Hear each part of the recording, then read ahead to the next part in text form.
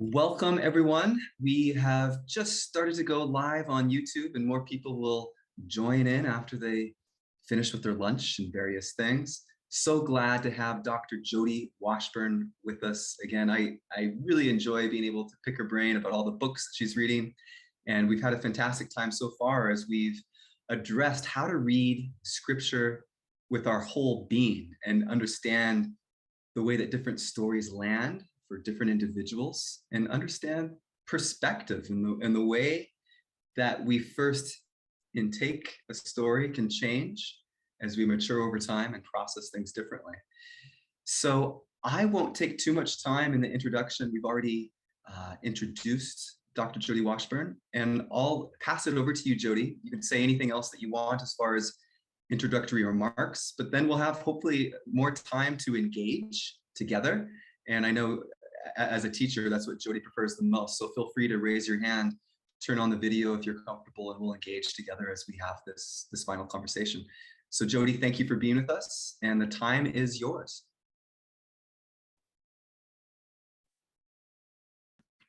Well, thank you. It's wonderful to be here. And I'm in the room here with a few people, 5 or 6.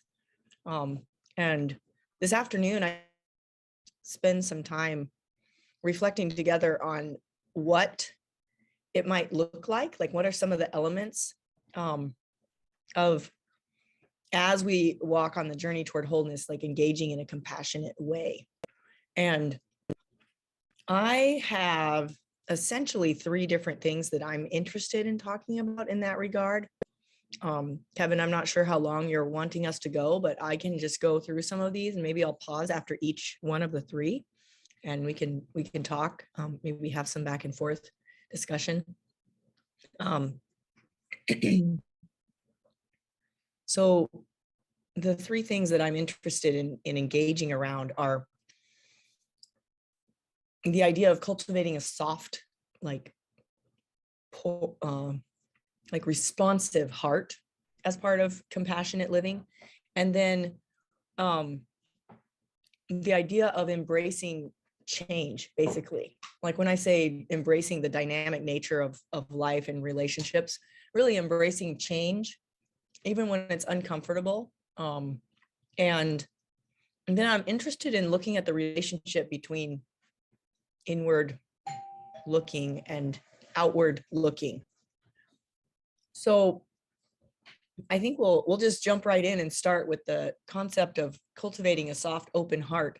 Most people who are researching compassion are describing it as being not feeling with, not like we sometimes think of empathy, where you can take on someone's experience or walk a mile in their shoes or anything, but the idea of compassion is understood as being impacted by or aware of the shared human solidarity with other humans. And then in that process being, please come in, make yourselves at home. Oh yeah, we're online, but not you. Yeah. So that being impacted by, but then also, just like this morning, we talked about God seeing and acting. In this idea of a soft, open heart, people talk about compassion as noticing and then responding. So taking an action to mitigate or respond to, or even move toward alleviating someone's pain or suffering. And so the idea of a soft, open heart for me has been really, really foundational. And we might be familiar with this language from the prophets. So the prophetic literature has a number of examples, but 2 of them particularly come to mind. One is in Ezekiel, the new covenant is described as God giving the people, taking out the heart of stone, and in its place putting the soft, fleshy heart. So that's one place that we find that language. Another one is in Jeremiah chapter 31. You have the prophet going on language probably from the practice where people would sacrifice or just like kill an animal and take out the internal organs, and they would look for the will of God, the next step that we should take, right? Should I go to war? Should I not go to war? Should I invest here? They would look for that direction by reading these patterns in the internal organs of animals. And in Jeremiah, we have this idea that God wants to like open the way for us directly on our hearts, right? Not that we have to be cut open and our hearts laid out to notice the pattern, but that God will write his law on our hearts directly. That no longer will someone have to say, hey, this is what God wants you to do. You know, now it's going directly to the people. And so that imagery of a soft heart is really central, especially in the prophetic texts that are talking about like envisioning, what does this covenant life look like? Toward what are we going? If we want to use the idea of shalom that I've been talking about, going toward that kind of covenant loyal relationship, like none of the promises in the prophetic text, we haven't realized them. So we're not living now in a time when nobody says to another, oh, you should know God, right? No, these are not fully realized, but the imagery that's given in those promise texts is of this soft, malleable heart. And one way that's been really helpful to me think about this idea of a soft heart is using the work of Parker Palmer. So Parker Palmer is a thinker and writer and Quaker scholar who has written extensively about, you know, all different topics, but he writes about this idea of an open heart, I think in such a beautiful way that I actually want to read to you a like little excerpt from an interview that he did on, it was published in On Being, the radio broadcast. But he talks about it this way. He says, heartbreak is an inevitable and painful part of life, but there are at least two ways for the heart to break. It can break open into new life, or it can break apart into shards of sharper and more widespread pain. A brittle heart will explode into 1,000 pieces and sometimes get thrown like a fragment grenade at the perceived source of its pain. There's a lot of that going around these days. But a supple heart will break open into a greater capacity to hold life's suffering and its joy in a way that allows us to say the pain stops here. He goes on to say that the broken open heart is not restricted to a rare saint. He says, I know many people whose hearts have been broken by the loss of someone they loved deeply. They go through long nights of grief when life seems barely worth living. But then they slowly awaken to the fact that their hearts have become more open, compassionate, welcoming, not in spite of their pain, but in it. So here's a question, he says, he likes to ask himself. What can I do day by day to make my heart more supple? And that imagery of you know, breaking open versus breaking and shattering into sharp pieces, you know, that can cause pain to ourselves, to each other. That has been imagery that's been really helpful to me to imagine this, you know, cultivating of a soft, open heart. And then finally, I think in many regards, the work of Gregory Boyle has been just so helpful to me in envisioning what this kind of living might look like. And Gregory Boyle, his latest book, so he works with gang members in East LA, and he is like right there with them. He tells all kinds of stories of people. And when I read his books, I feel almost like I'm in school, but not the kind of school where you get lots of like technical information. The kind of school, like I think of it almost like studying to be a counselor, where you're in the lab, right? And you're all pretending to be each other's clients and you're practicing, right? You're soaking in the skills, the way of being. But when I read his books, I experience it that way, where he's just taking me as the reader along with him down the streets in East LA as he talks with people. And when he talks in his most recent book about the Christian journey as the becoming the tender glance of God, he uses this language. He says, we are invited to notice the notice of God. So almost starting to see what God sees, or allow ourselves to see people. And he says, well, I'll share two things. I want to share a story that I heard him tell last year, and then I also want to share a quote. So let me share the quote first. He says that every homie is a quaint city in a land you've never been before. We don't save homies, we see them. We don't measure people, we meet them. See me for the first time, a homie told me, and I won't forget how I look. We all want to see who the other person is and quit staring at who they aren't.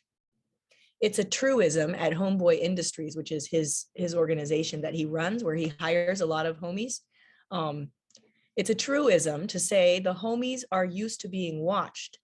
They are not used to being seen.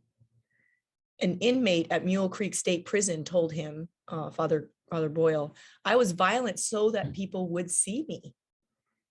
Exactly like the Zulu greeting, when you meet and welcome someone, you say, I see you. And the other person says, now that you see me, I'm here. You're here, Gregory Boyle says.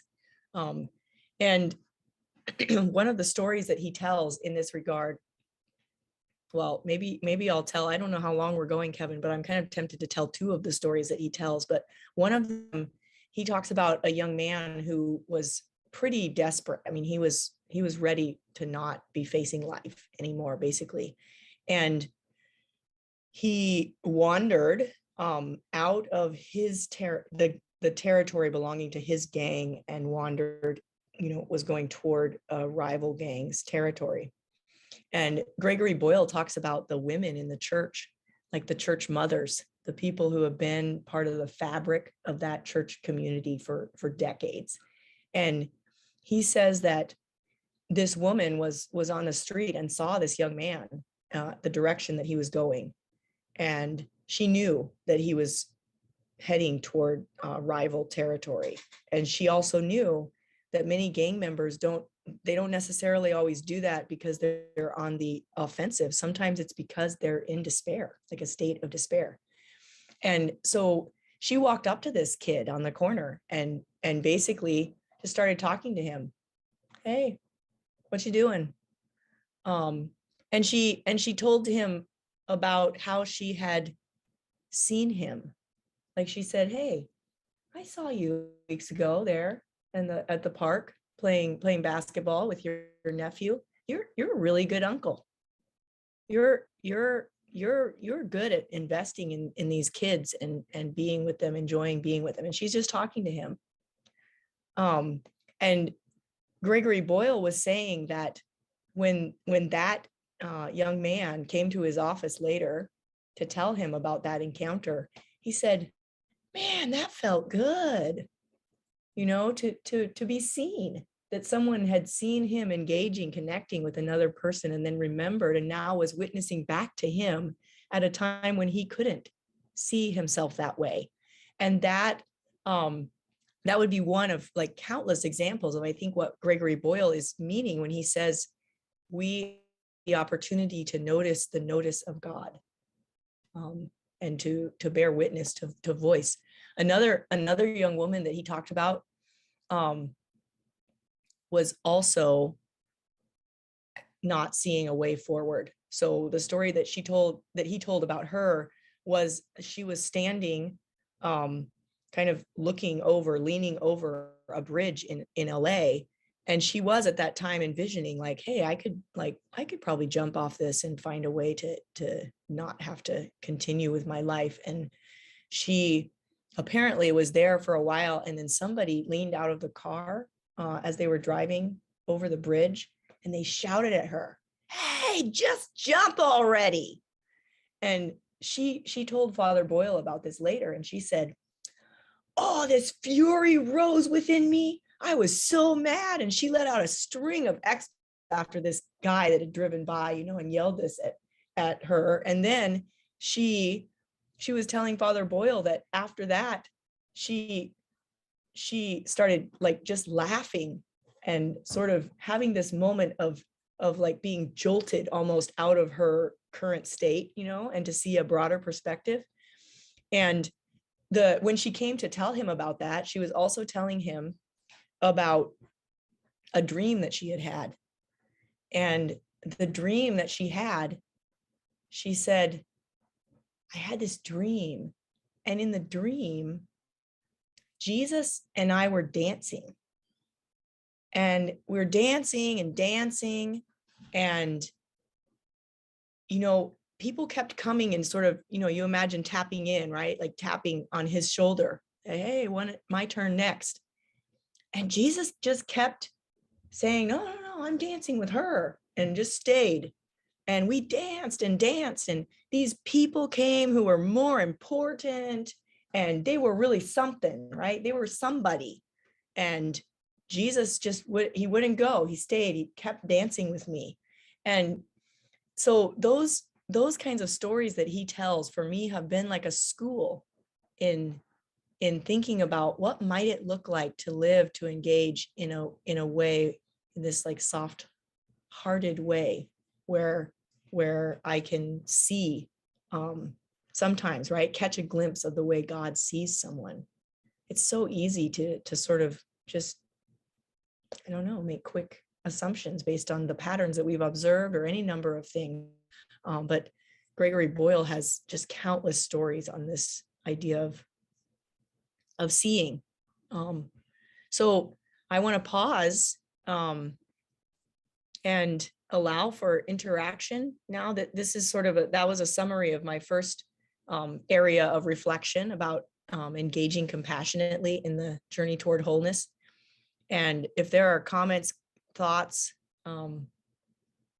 I'd like to leave opportunity for that. Yeah, and that includes the people in the room with you there, Jody. If any of you in the room right now, in the library room at the church, if you want to say something, Jody can just repeat it and we can engage that way. Something that came to my mind as you were talking about the compassion that Gregory Boyle shares, it's just incredible to me that as you dignify broken people by listening to their story, they want to rise up. So oftentimes when we lead with, you got to do this, you got to do that, it actually doesn't help them rise to their full potential. And what Gregory Boyle does is I think he sees people as Jesus sees them, and he dignifies them. And another thing, like, so you've been talking about like how God sees us. It's also very connected with how we see and hear God. It's totally interrelated. Some people that I've worked with that have experienced spiritual abuse, I ask them, like, what does God's voice sound like in your head? As you hear something and you think it might be the conviction of God, what does that voice sound like? What does it look like? Because a lot of times it's really harsh. It's the way that we as human beings wouldn't speak to another human being. And they sometimes internalize that as God speaking to them that way.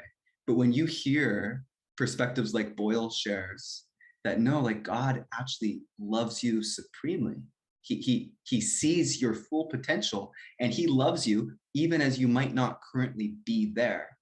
There was this quote that I'm not going to attribute it because I might misspeak it, but the essence of it is, oftentimes when witnessing to other people, our success will be in proportion to their belief in our belief in them. So it's this idea, like, are we seeing people for their brokenness, or are we seeing people as made in the image of God? And I'm preacher, so I won't do that too often. What we're going to try to do is encourage others to give their thoughts and reflect on Jody, to Jody. Yeah, Kevin, your example made me think of another story that he tells, and I don't remember the details real well, but he essentially says some homie called him like in the middle of the night, like 2 a.m. or something, and asked something about, does God really see me as his son? And Gregory Boyle is like, seriously, like it's 2 a.m. Yeah. but he kept asking, and then he ultimately he asked, well, you, like, Father Boyle, do you see me? They call him G. Do you see me as your son? Oh, yes. Okay, that satisfied him. And it kind of is another illustration of what you were saying, Kevin, that sometimes, the way that we have experienced other people deeply impacts how we experience God. Mm-hmm. Yeah, there's a wonderful article on a platform called Mockingbird. I don't know what they generally publish, but there's a wonderful article there about attachment theory and your relationship with God. And she spells out some of those things in a really easy to read way, but it's definitely worth thinking about. Anyone here in the room who would like to comment, or someone online who would like to?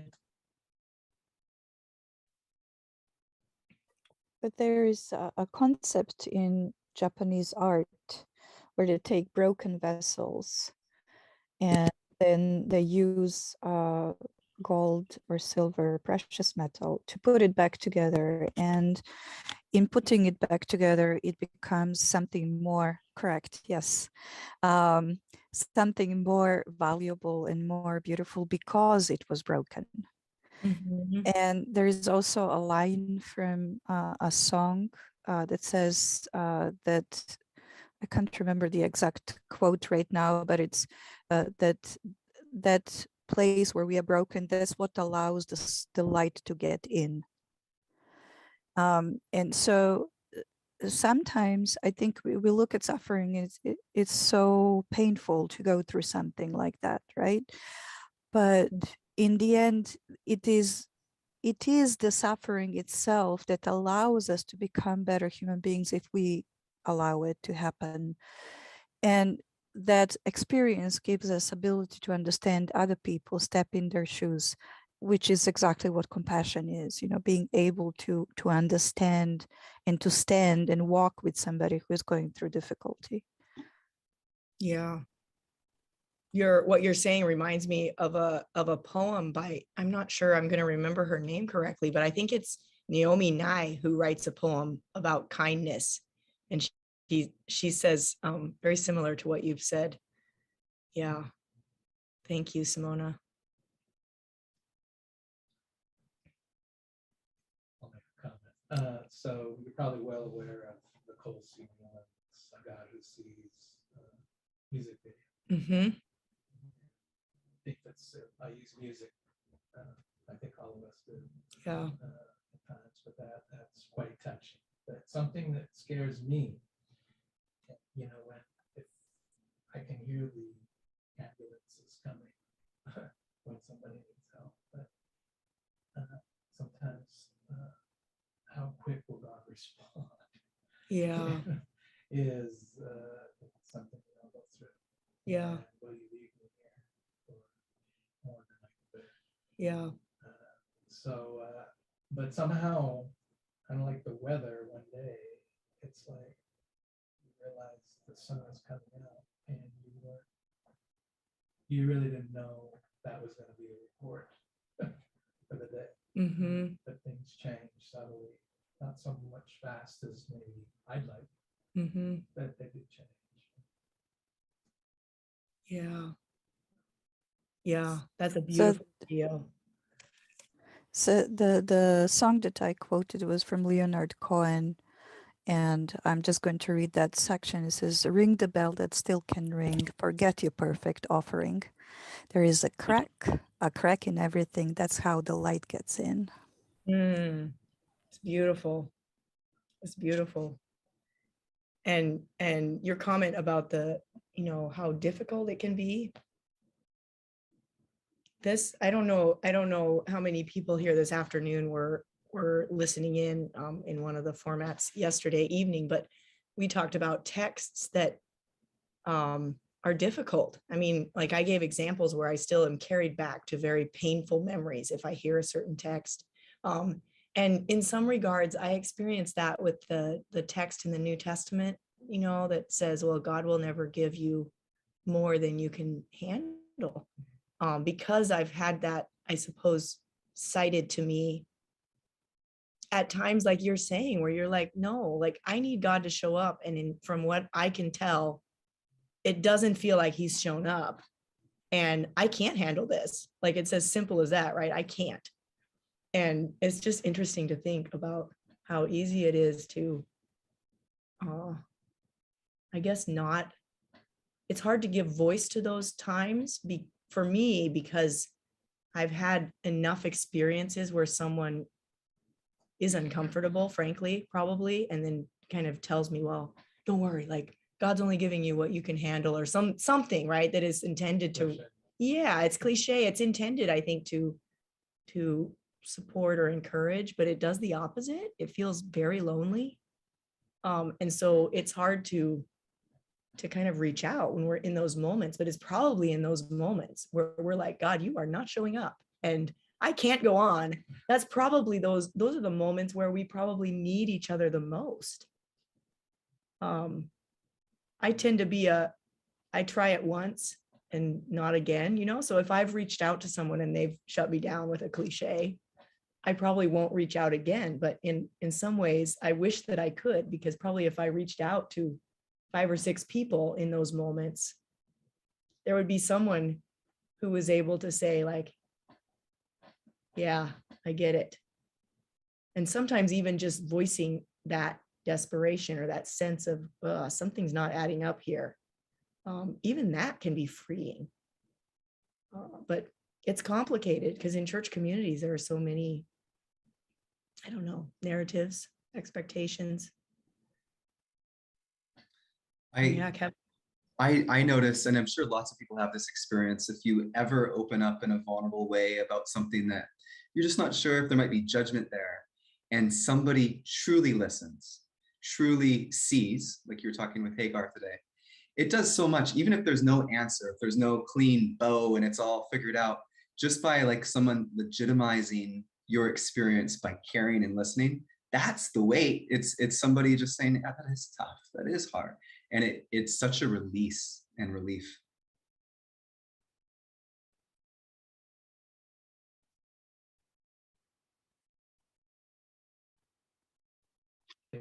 Oh, go ahead. Done something wrong. Yeah. Must have been this. Yeah. And I don't think Job was looking for replacements. I think he wanted what he had. Yes. Yeah. So the idea that someone is expressing here in the live room is just, you know, thinking about how those cliches, the futility of them in a way is illustrated vividly in the book of Job, because all of the explanations that people offer just do not cut it, right? And they don't help Job have his family relations back, or yeah. But Amanda, please, I had forgotten to unmute myself, and so you couldn't hear that someone was talking, but please go ahead. I was just going to say that I'm still trying to like formulate in my mind a definition for compassion, like a working definition for compassion, because it's true that it seems very similar to me to empathy. But maybe compassion is like the hands and feet of empathy. Yeah. So like empathy is sort of like what happens on an emotional level, because in order to, like, you can't reach compassion without empathy, I think. You know, you have to like feel that other person's pain, or at least be willing to sit with their pain. But then compassion, I think, is where it's that response to their pain, to say, you know, even if I can't take this away, like I choose to be with you in it. I choose to not abandon you in it.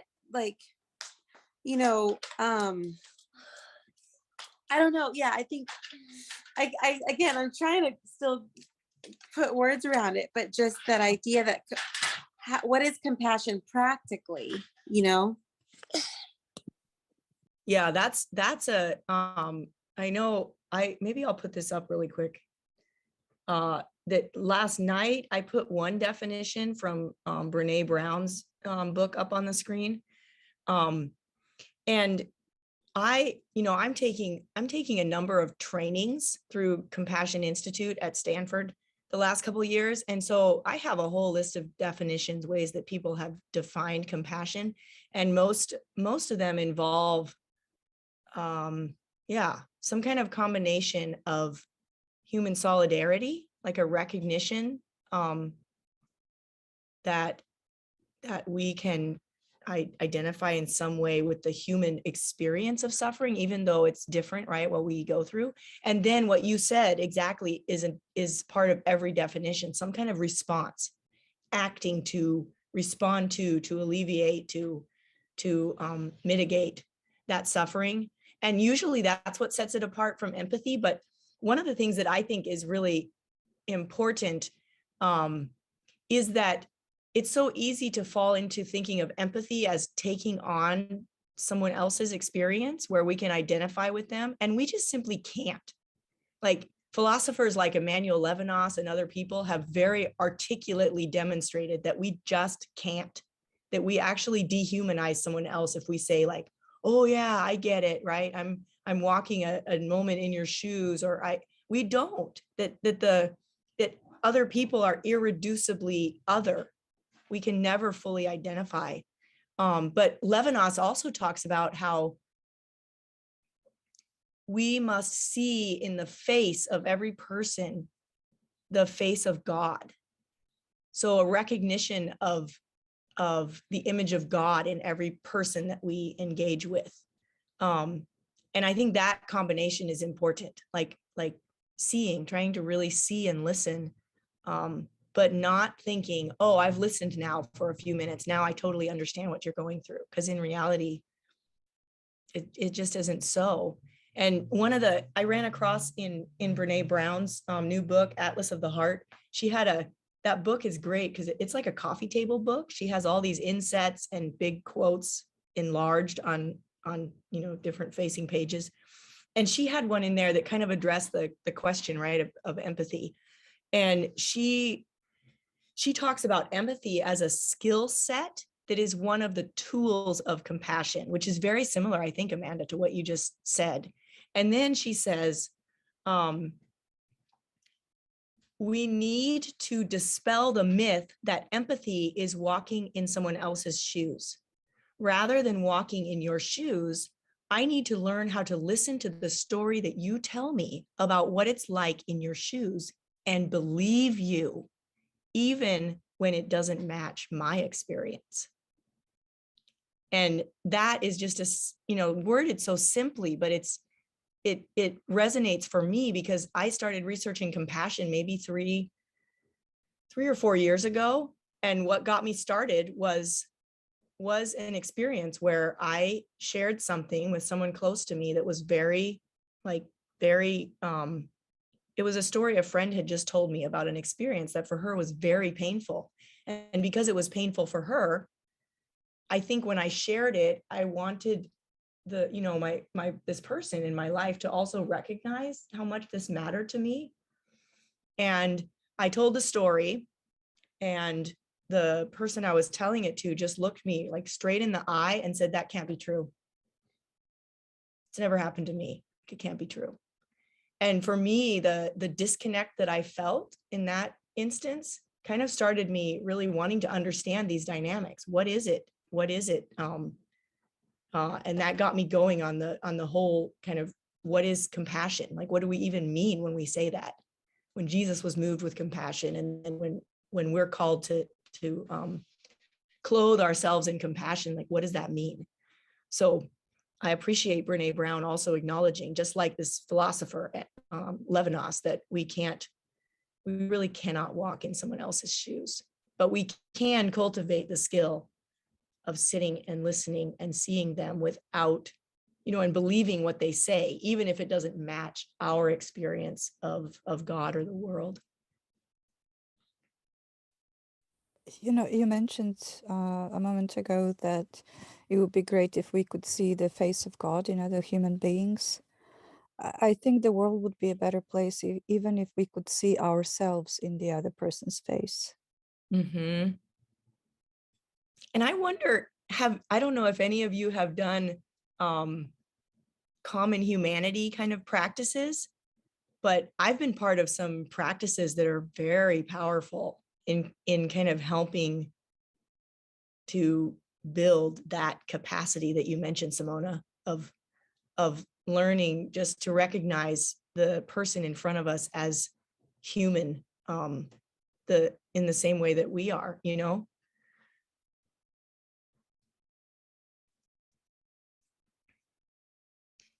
Any other thoughts, comments on this idea of compassion? And Well, if I could say just one more thing, there was a thing that I find perpetually important and relevant is when Jesus was on the cross and dying and felt so completely alone. yeah, There was no voice from the heaven saying, "Oh, don't worry, you're not alone." yeah, There was silence. And I feel that silence sometimes as God saying, I cannot imagine the kind of pain you're going through, but I'm here. mm-hmm. So there are no words that we can tell to someone that are going to make their suffering lesser, right? But just the fact that we are just there in silence can be very powerful. That's so beautiful. I don't think that I've ever been able to look at that so generously, like that feels generous in a way. Like someone mentioned earlier the book of Job, and in the book of Job you have like a one sentence reference to the practice of sitting Shiva, where you sit in silence with someone who's grieving a tremendous loss, and you sit silently for 7 days, like a long period of time without offering any altruisms.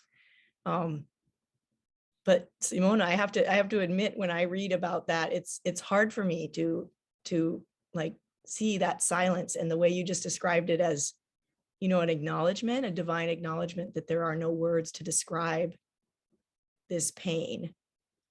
That's really beautiful.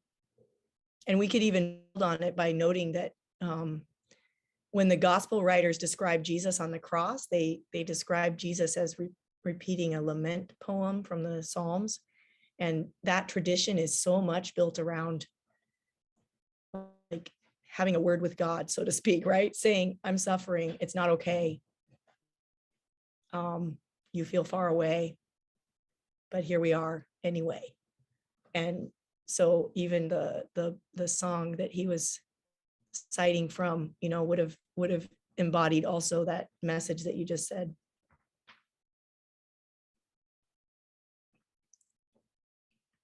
Any other comments, thoughts? Otherwise, I'll go and try to explain my next point. Okay. So one of the other elements that I've found important in thinking about engaging compassionately, and I want to say and make sure I clarify that when I say engaging compassionately, I mean with ourselves as well as other people. That compassion, noticing and then acting on behalf of, is not always only with other people, but it's also a way of being that we can cultivate with ourselves as well. And one of the things that I think is really important in this regard is, and I don't even know what language to use, but essentially imagine our Christian journey it's essentially like inherently relational. And relationships are at their core, not fully in our control. So for instance, right here, we have how many of us in this room? 1, 2, 3, 4, 5, 6, 7, 8, 9, right? And we have a certain dynamic, like there's a space between us. It's impacted, of course, by all these wires and everything around. But if 2 more people were to walk into the room, the relational space actually changes. I don't know if you've ever experienced this, where you're having a conversation with someone, or maybe you walk up to somebody having a conversation and they just go silent, right? If that relational space is co-created by the parties that are there, and if that changes, then the relational space itself changes. And even when we're engaging with one other party, be it like another human, God, the relational space between us is emergent, like meaning it's being co-created all the time. It's not static. And that can be uncomfortable. I mean, frankly, I should speak for myself. Frankly, I like to be in control. So it's uncomfortable, right? To admit that relational space, be that with me and another human or with me and God, is not within my control, but it's not. Relationships are inherently emergent, or the relational space between us is inherently emergent. So that to me feels like a really important thing for us to build comfort with, or build a capacity for. And I mean, we can illustrate this. There's a scholar and rabbi, Nahum Ward Lev, who writes about the prophets in just beautiful ways. And in his book, he argues for translating the name of God. So in Hebrew, it's Yod He Vav He. But in English letters, that would be like YHWH. And this is not the generic word for God or Lord. It's the personal name of this God who's tied to the redemption history that unfolds in the Hebrew Bible. And he points out how he thinks the best translation for that is living presence. And he means it as a way of giving language to this emergent nature of the divine. And I mean, you could cite this, you could look at many examples to explain this, but one of the stories that's in the Hebrew Bible that seems to be explicitly there to explain God's name is the story of Moses at the burning bush.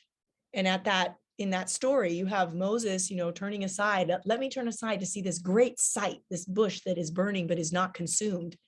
And then he has this back and forth with God. And in that back and forth, he has all kinds of what ifs, as any of us would. I don't fault Moses at all. Okay, let's say I go back and I tell the people, the Lord is coming to save you. You need to follow me, or I go to Pharaoh, right? Well, what if they ask me who you are? What should I say? Well, tell them I am the God of the patriarchs. I'm the God of Abraham, Isaac, and Jacob. And Moses is like, no. Who should I say that you are? Like, who are you?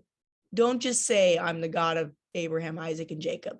And then there's this line where there's a play on words in Hebrew where there's a verb that is basically the verb to be, but it's in the like incompleted action version. So we call that imperfect, but it basically just is the verbal form in incomplete action. In other words, it's ongoing action. And God says to Moses, Ehyeh, Ehyeh, I will be who I will be. And that's what Moses is given. I will be who I will be. And so Rabbi Nahum Ward Lev talks about how if we were to go through some of these texts and in place of, we translate this personal name of Judah's God as Lord, which is fine for some people and probably really unhelpful for others, depending on the connotations of that word. But if we were to take and translate their living presence, he argues that would help capture this idea that God was inviting people into an emerging relationship space that was renegotiated over and over. So that's one example. And then I already kind of talked about relational space as dynamic and emerging. But I think one of the the things also in this regard that has been helpful for me is to, I don't know what other word to use for it other than cultivating a capacity for embracing the multiplicity of human experience. And what I mean by that is holding space for multiple kinds of human experience at the same time. And this can be uncomfortable. I know in the community that I grew up in, you know, it was okay to be joyful and it was okay to be productive, but it was not okay to be sad. And so, you know, I spent a lot of my life trying to tamp down certain parts and trying to force other parts to come through. And yet in the biblical text, I just am struck by how often we're presented with space for all of these elements to occur, sometimes in shockingly side-by-side ways, where someone is cursing in one sentence and the next sentence is talking about how they feel held by God and, you know, deeply connected and back and forth. And so just to give a quote to sort of talk about this, we might have grown up, for instance, like if I use my example, I think I grew up with the narrative that if you were in a content or a growing or a healthy relationship with God, you would not be depressed or feel despair. So that's like an either or stance where if this exists, this can't, and vice versa. And it seems that one way toward wholeness, healing is building a capacity to hold like a more of a both and relationship with being human. John O'Donohue, again, I've quoted him a few times, but in the book Walking in Wonder, he says, imagination is very, very compassionate. And it will never take one side of a polarity or a contradiction, but it will try to both together and embrace them. And that sense, even the last month or two in the classroom with my students, especially maybe about 4 weeks ago when the war was picking up and the pandemic was winding down, you know, at the same time, I was really struck by the incredibly amazing capacity of humans to hold multiple experiences, like kind of terror at the uncertainty of war, joy at not having to wear their masks in class if they wished not to, like kind of holding these things together. And that being able to embrace both is I think really important. So Kevin, go for it. Yeah, I was just going to give the comment that came up here. Is there something in Hebrew that gives language to this experience of holding space? Do you have any reflection on that, Jody? That's a very good question. One of the words that I've been reflecting on the last few months, the word in Hebrew for like enlarging or making wide, making spacious. And maybe Kevin, you can connect me and I could send my reflections about that here to Glenn. But one of the beautiful things about that word is that it has the sense of salvation. So God in the Psalms brings us out into a wide open space where we can't like stumble by slipping, where our heel is sort of like falls over the edge of a narrow way, like there's a wide enough path to walk. But the word is also used symbolically or metaphorically, I suppose, in the sense of some translations say enlarging our understanding, but in Hebrew, it literally says to make wide the heart. Make my heart wide, O Lord. And so that's one example of language that I've seen that I think illustrates this idea. I'm sure there's more. There are more examples. So I want to share a poem with you that sort of captures this both and, like this capacity that I'm talking about of humans to hold what could appear as contradictory elements of human experience, like hold them together. And this poem is by Mark Nepo, and it's called Adrift. And he writes, "Everything is beautiful, and I am so sad. This is how the heart makes a duet of wonder and grief. The light spraying through the lace of the fern is as delicate as the fibers of memory forming their web around the knot in my throat. The breeze makes the birds move from branch to branch, as this ache makes me look for those I've lost in the next room, in the next song, in the laugh of the next stranger. In the very center, under it all, what we have that no one can take away, and all that we've lost face each other. It is there that I'm adrift, feeling punctured by a holiness that exists inside everything.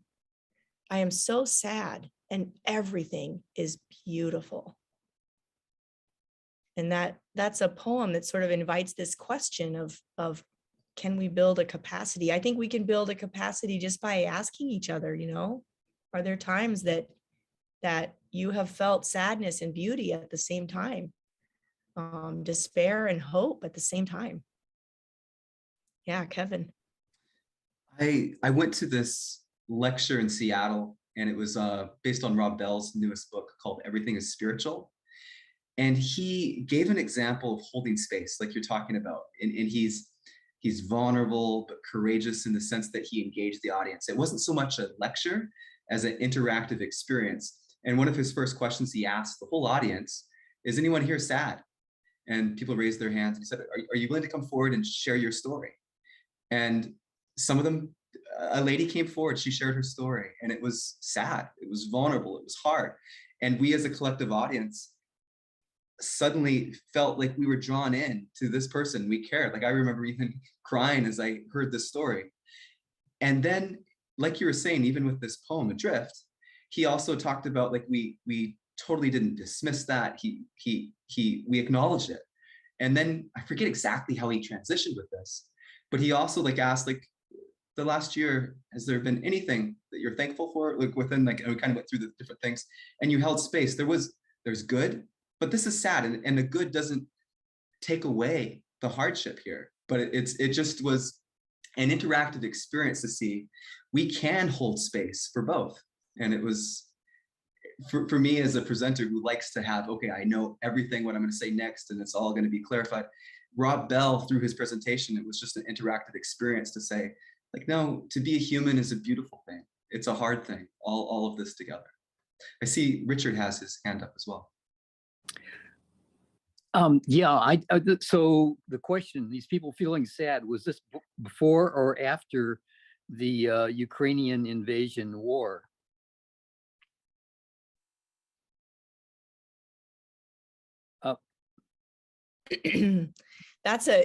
You're thinking of what I'm noticing in my students, of the holding space for both and. Yeah, yes, so I was commenting on something that somebody said the other day, and I was thinking, I'm sure we're feeling now some of the things that at least my parents were feeling in 1940, in 1941, in 1942. Mm-hmm. My parents were married in 1940, and then they were, obviously young marrieds during Pearl Harbor. And my father became a physician with the Navy, and he was on a small Marine ship that got torpedoed, and he was 50 feet under the water when he was able to swim to the surface with his life jacket on. And Mm-hmm. all sorts of emotions that I'm sure happened during that era. I think we're experiencing some of that. We can experience joy, happiness for some things, but it's hard to wrap our minds around why the things in Ukraine are happening right now. Yeah. Yeah, Simona, go ahead. Well, years ago, I was walking with a friend downtown Zagreb. It was during the war, and don't remember what got into me, but I think I ended up telling joke after joke after joke for like 2 hours. And we were walking through a square, and somebody approached us, a journalist who saw us laughing, and they interviewed us for this radio program. And they asked, so I see that you're laughing, and so how can you find something to laugh at given what's happening in the world and what's happening here and what's happening in the country? And I stopped for a second and I said, you know, if you don't find the time to laugh in the times when you shouldn't, then you can't survive those times. It is exactly the times like that that we need to find joy, because Yeah. otherwise you can't survive. You are making me think of a poem by Jack Gilbert, which I often use in my classes to grapple with this.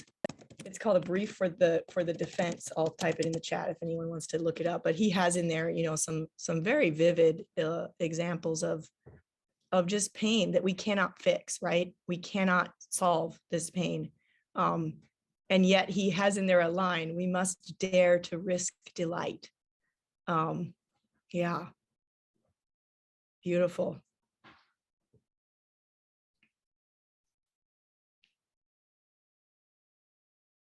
Any other comments on this? I guess one thing that comes to my mind is I'm just noticing on the slide, I put up there the language of emotional agility.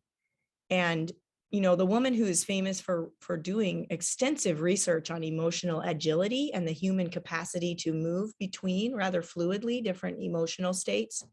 Her name is Susan Dave. And there's a line that she says that has really stuck with me. She says that complexity in the face of rigidity is really toxic. It's harmful. So if we're coming with a rigid way of how things should be, and we face the complexity of life, it can kill us. I mean, it's just overwhelming. And she uses that frame to, talk about how important this emotional agility is for human well-being as we proceed through life. Amanda, go ahead.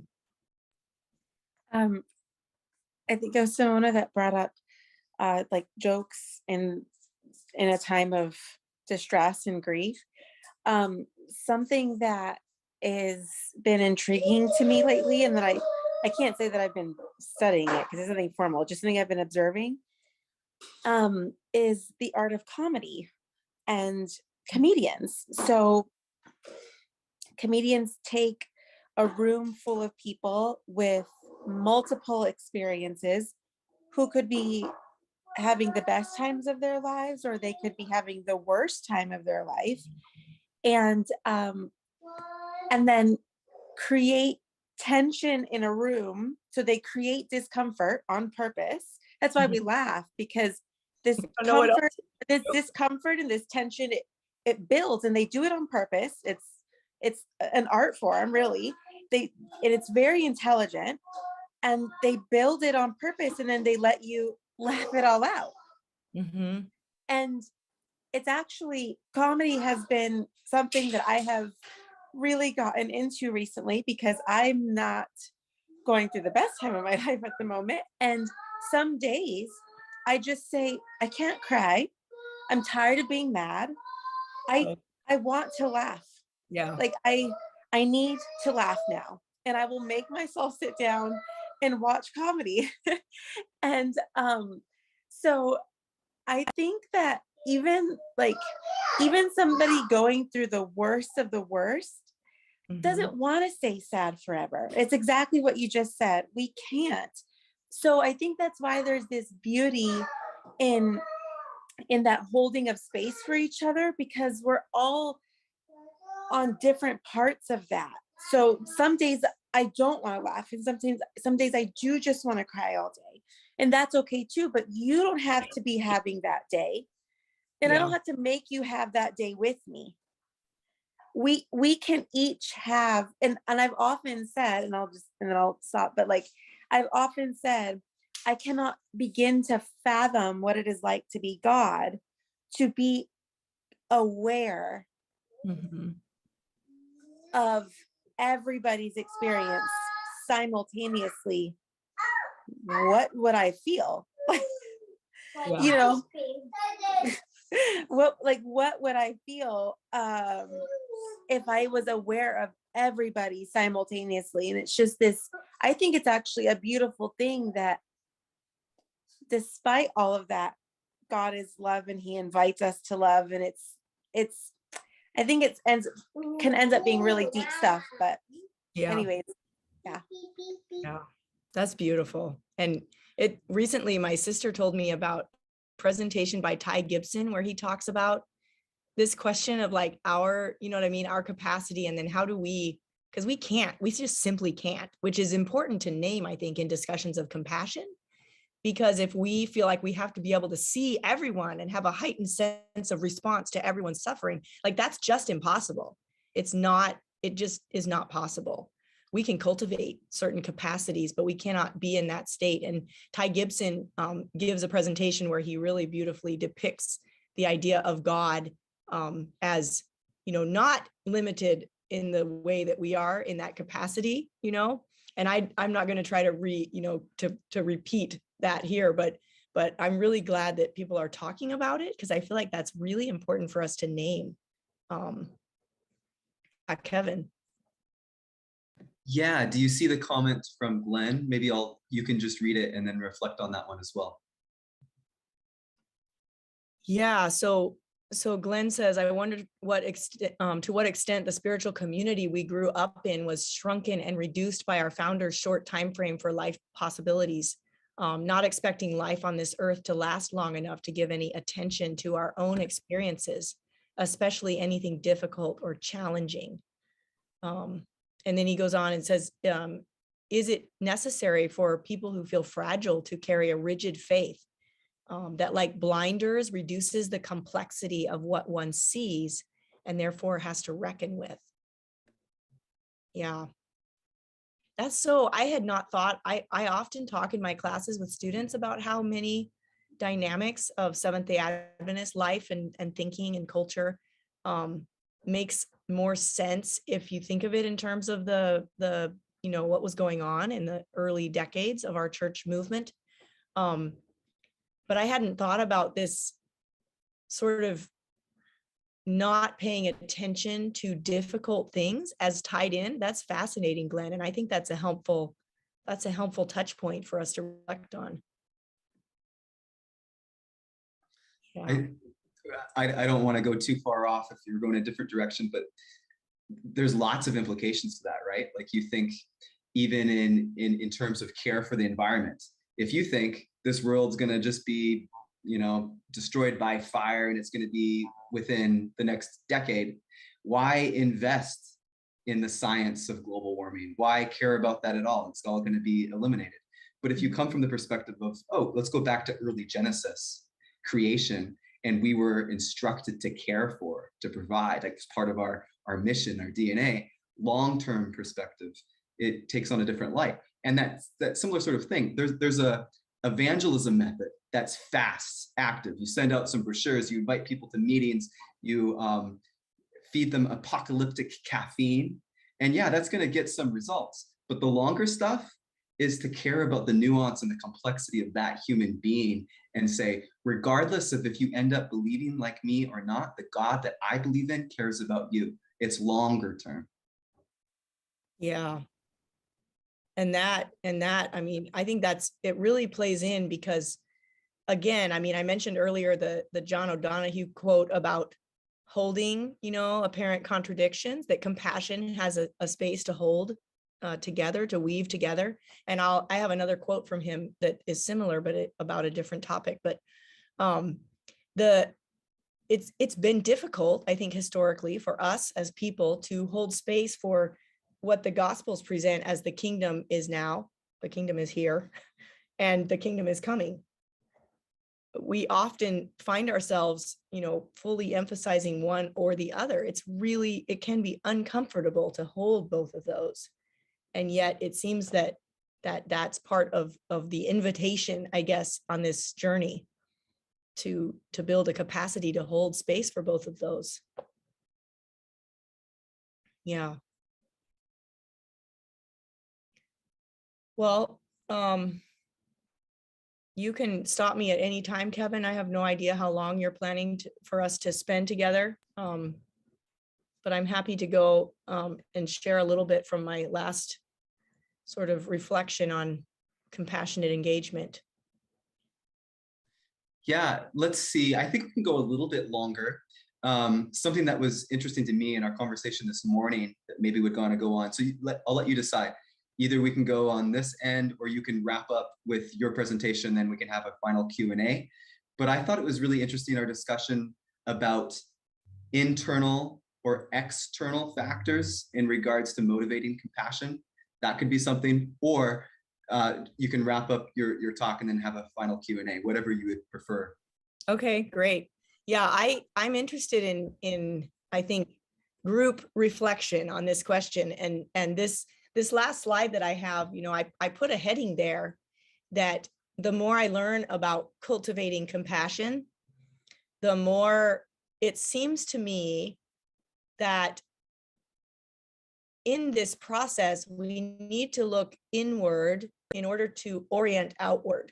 And I was telling Kevin this morning that, I feel a bit conflicted about this, honestly, because there is the sense in which I have recognized the need for building a capacity to be aware, right, of what's going on in my own body, my own heart, my own mind, to build a capacity to be aware of other people.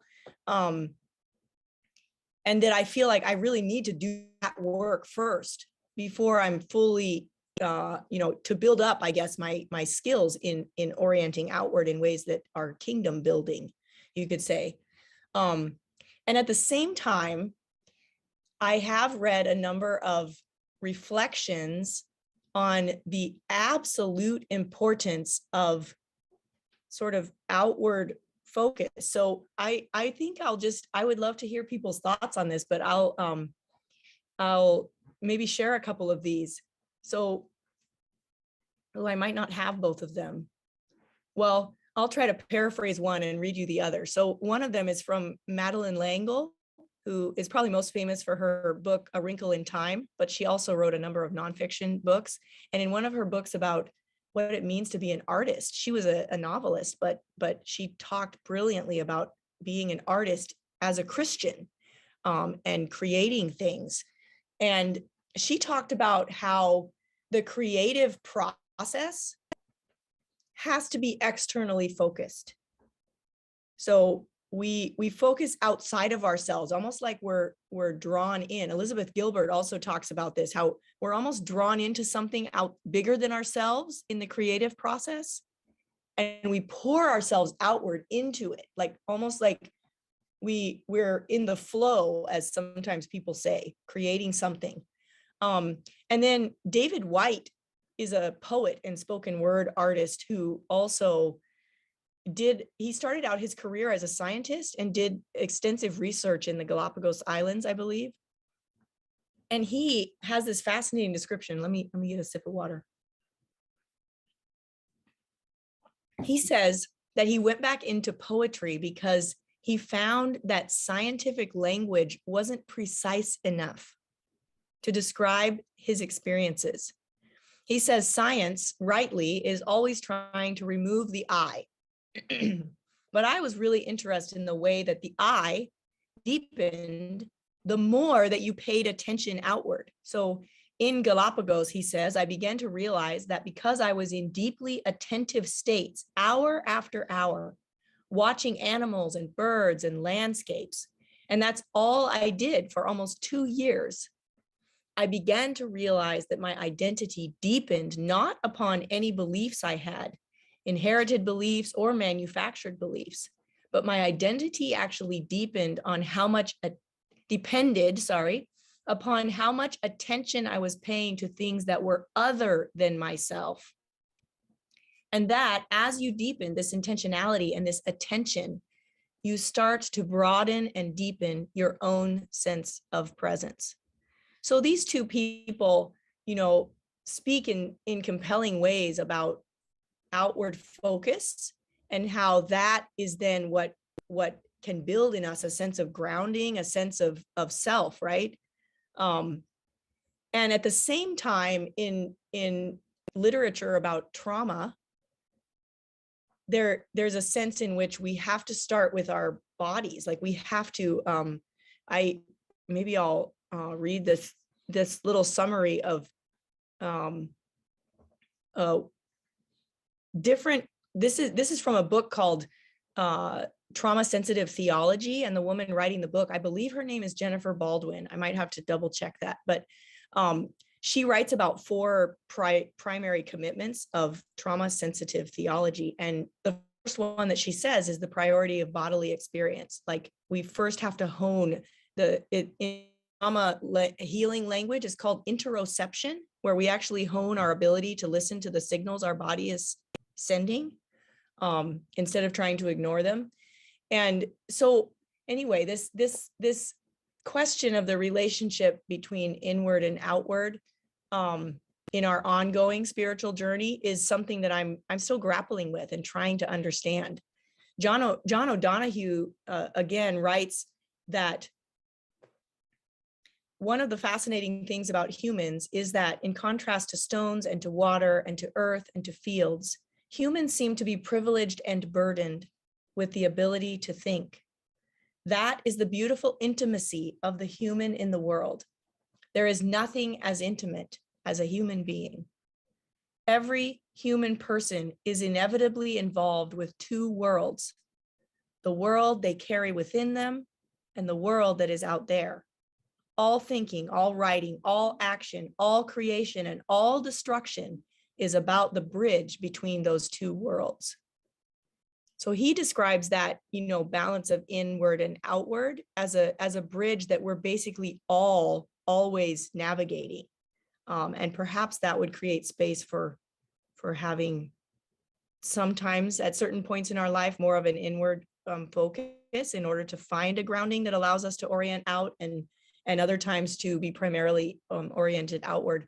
But this is something I'm thinking about, and it just strikes me. I know I mentioned this, many of you already heard me say this morning, but how often the stories in the biblical text include a question that God directs to human beings that is directed to a specific human being in the story, but it's widely applicable. So like, where are you?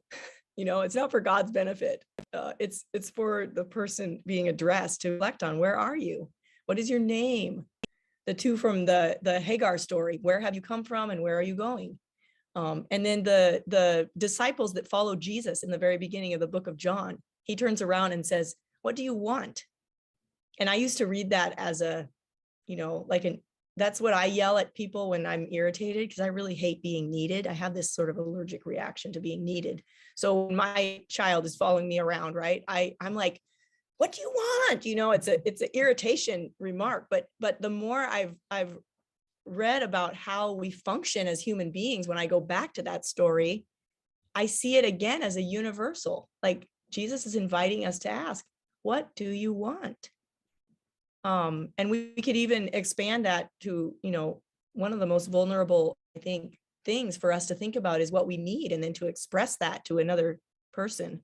And then the story from John 5, where Jesus goes up to the paralytic who's been there waiting for so many years by the pool and says, do you want to be made whole? That also feels to me like a question that could be directed straight to me through all these intervening years. So I have no answers in this regard. I'm in the process of trying to reflect and think about this. What is the relationship between the inward fine-tuning of our ability to look inward and be aware, and then our orientation outward?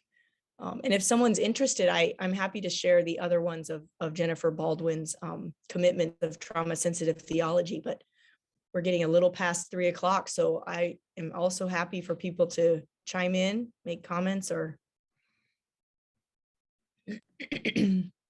Yeah, maybe what we can do as we wrap it up is anything that you connected with over the weekend or questions that you have for Jody in her area of expertise around trauma, compassion, and a holistic reading of the Bible, feel free to chime in now, and we can have a Q&A for our closing time. If I may, there is a body called, there is a book called Body Keeps the Score, talks about trauma. And I was reflecting on that recently with one of the professors in one of the courses that I'm taking this year. And I said that sometimes we forget that this experience of trauma is not just individual, it's also communal. Mhm. And that there is this body, community body, that also keeps the score. You know, there is this trauma, communal trauma that remains in us generationally sometimes. Or, you know, just imagine people who went through the Holocaust or, you know, something like that. And so I think throughout this pandemic, I kind of feel that this trauma, communal trauma, has left mostly unacknowledged and is showing itself in the worst possible ways in the way how we treat each other. The second thing that I want to say, when you were talking about how science has inadequate language, I was reminded of the movie Contact, when the scientist is sent into the space and she is looking at the galaxies being born and all that, and she cries and she says, they should have sent a poet. That's beautiful.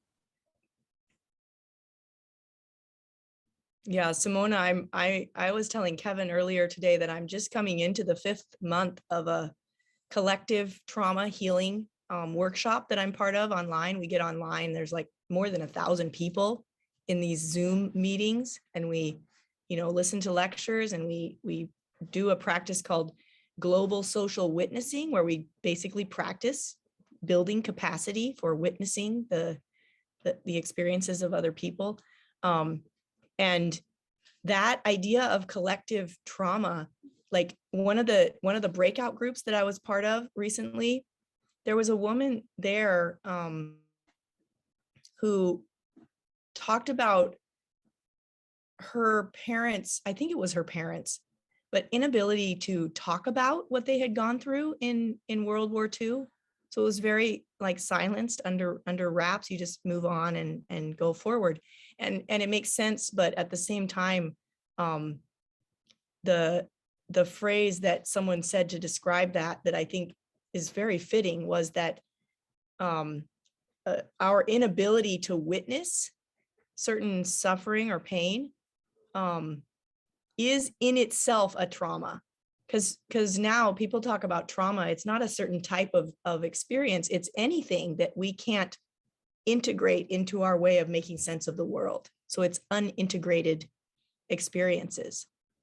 And that can look different for different people, but that inability to witness, right, is in itself in America a trauma that we carry collectively. And I think that's true for the pandemic, but also for the last couple hundred years, you know. Go for it, Kevin. Yeah, there's some good comments that have been compiling as we've been talking, including, you know, even with our own founder, Ellen White, there's some things that we can wrestle with. And I've had honest conversations with family and others about some things that jar me, honestly, within, you know, the vast body of what she has written. And it's interesting, depending on how much you've been exposed to or in what way you've been exposed, your reactions can be different. But I think it's legitimate when there has been harm in the sense that the way a testimony or something was written came and landed to the people that received that, both present and that actually received it in the past and people that receive it now. That's one thing. And then I thought Glenn's comment here was also really intuitive. He said, one of the most crucial and successful department interventions I have done was group conversations based on one question for each person. What do you need? And then he also legitimized the body keeps the score. Danelle and I read that just recently. And I like the way that he sums that last part up. He says, I think a useful question is, what are the tribal trauma experiences of Adventism thus far that shadow our experience? And I think if we don't truly deal with the weight of these things, we'll continue to go down the path of irrelevancy. Yeah, collective trauma is real. And it would be really interesting. I mean, Glenn's point is making me want to be part of some focus groups, right? Where we just sit together and think about what patterns maybe are most common in our particular church community.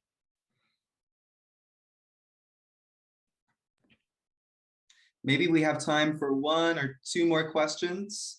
If anything comes to anyone's mind, you can type it in or raise your hand, and then we'll give Jody the last word.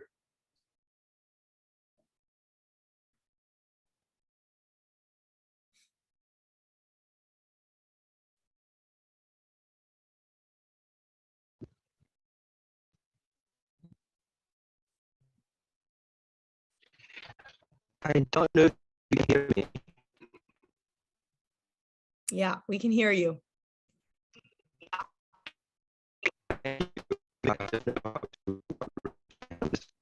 Now you're breaking up a little bit.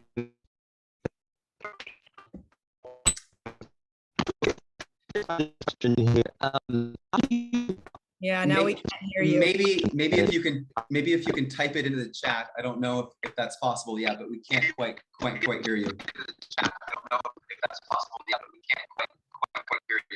Okay, let's try that. Sorry about that. We would have loved to hear the question.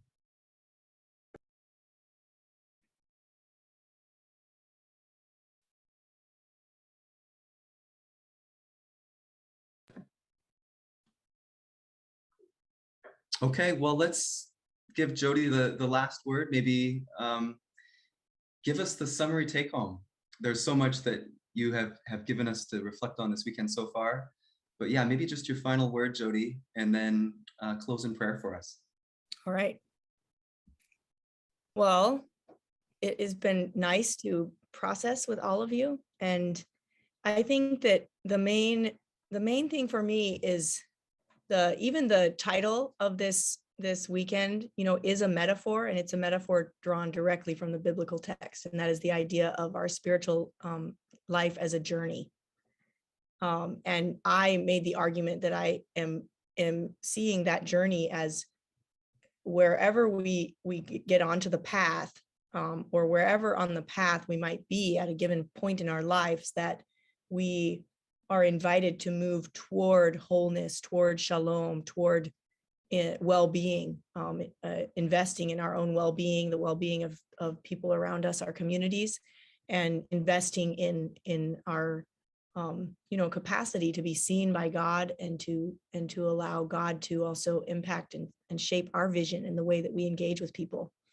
So I suppose my main takeaway is almost to build on what Amanda said earlier, that in this journey, the practice of compassion is a way that we can engage in the journey, and in a way that values the relational nature of Christian life. Love of ourselves, love of neighbor, and love of God. And that one of the tools, I suppose, in compassionate living is this building skill in truly seeing and listening to each other, and believing each other when our experience doesn't match the other person's, and also building a capacity to hold the multiplicity of human experience together. It's almost like this week I was afraid in my classes that I was making no sense at all, but here I'm going to take the risk of making no sense at all in my sort of final takeaway comments.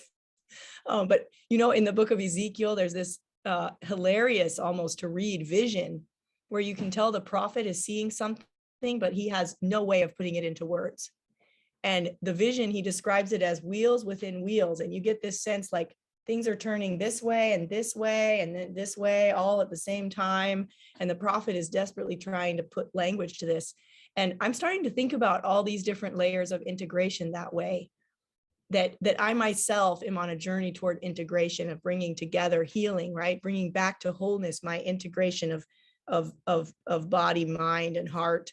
And then I'm also on a journey of integration with my relationship with others and the world around me, right? Recognizing the trees as my external lungs, that I'm in this interdependent give and take with my environment, and also with my family, my ancestors' line, and the communities that have shaped me, and then the people right in front of me. And all of these interdependent relationships are sort of intertwined in some way that for me, I can't quite put my finger on.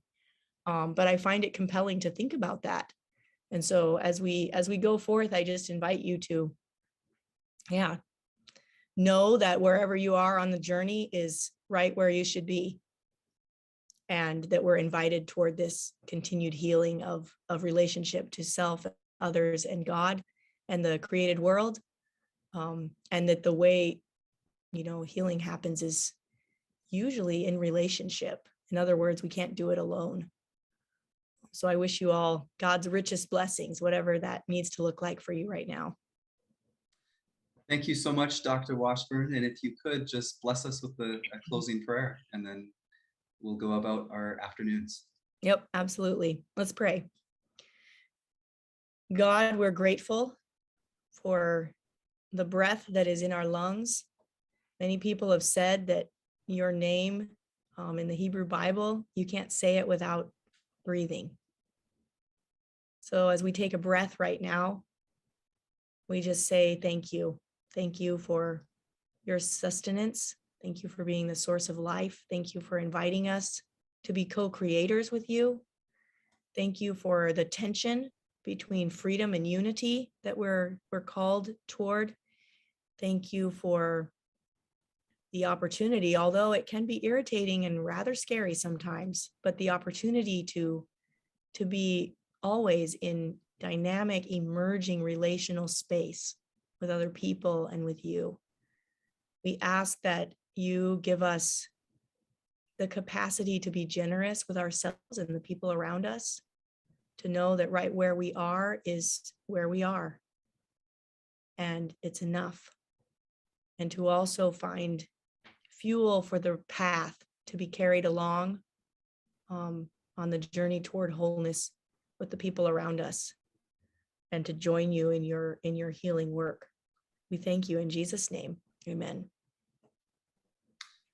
Thank you for making the trip from Walla Walla to Seattle, and for spending the weekend with us. And I'm thankful that there's teachers like you that are engaging our students in this way to think more holistically about the Bible, and just your passion for the relevancy of what it can still mean for us in the present day and age.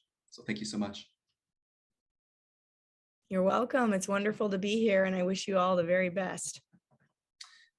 Goodbye, everyone. Enjoy the rest of your afternoon.